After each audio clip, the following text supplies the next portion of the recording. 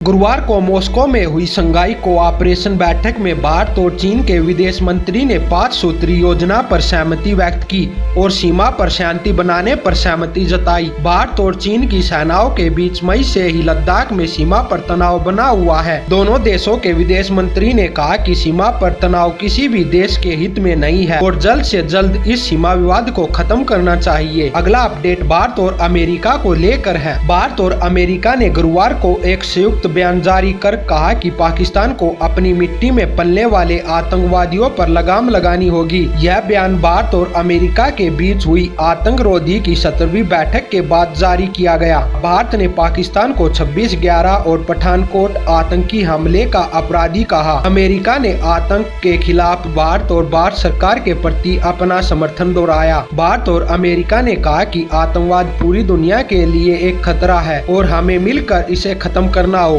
अगला update finger 4 को लेकर है। इंडियन आर्मी ने पैंगोंग झील की फिंगर 4 पर चीनी सेना की स्थिति को देखते हुए ऊंचाई वाले स्थानों पर कब्जा कर लिया है। गुरुवार को सूत्रों ने कहा कि इस ऑपरेशन को अगस्त के अंत में शुरू किया गया था, जिसके बाद पैंगोंग झील के दक्षिणी किनारे पर स्थित ऊंचाई पर कब्जा किया गया। चीनी सेना ने फिंगर 4 के आसपास ऊंचाई पर कब्जा कर लिया था, लेकिन भारतीय सेना ने अब उन ऊंचाई वाले स्थानों पर कब्जा कर लिया है जो ग्रीन टॉप सहित चीन की ऊंचाइयों पर है। अगला अपडेट भारत और जापान को लेकर है। भारत और जापान के प्रधानमंत्री ने गुरुवार को टेलीफोन पर एक अनोखे अंदाज में वार्षिक शिखर सम्मेलन की बैठक की, जिसके दौरान भारत और जापान ने लॉजिस्टिक एक्ट पर हस्ताक्षर किए। इस समझौते के तहत भारत और जापान की नेवी एक दूसरे के नेवी बेस का प्रयोग कर सकेगी। जापान के राजदूत सतोशी सुजुकी, जिन्होंने संधि पर हस्ताक्षर किए थे, उन्होंने कहा कि यह समझौता भारत और जापान के बीच सहयोग को और बढ़ावा देगा। इस समझौते के तहत जिबूती में जापानी नेवी बेस का इंडियन नेवी प्रयोग कर सकेगी। आपको बता दें कि भारत ने अमेरिका, ऑस्ट्रेलिया, फ्रांस के साथ इस तरह के समझौते किए हैं और इस साल के अंत तक रूस के साथ भी इस तरह का समझौता किया जा सकता है। अगला अपडेट इंडियन आर्मी को लेकर है। भारतीय सेना ने कहा कि पाकिस्तानी सेना ने गुरुवार सुबह जम्मू और कश्मीर में कई स्थानों पर